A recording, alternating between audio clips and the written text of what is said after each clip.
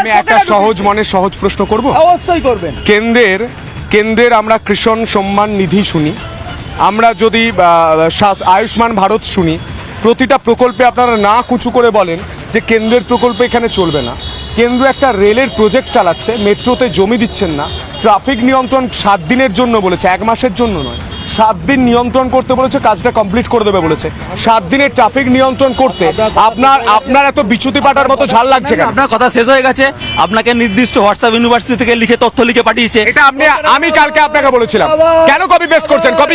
Copycat চুপ করে যান। তো নিয়ে পেরেছে, এবার হচ্ছে এটা সরকার, রাজ্য সরকার, কেন্দ্রীয় সরকারের যৌথ উদ্যোগে কাজ হচ্ছে, সেখানে চিঠি চাপাটি হবে। আপনার কথাই তো কাজ হবে না যদি সরকার হয়নি। কি বলছেন?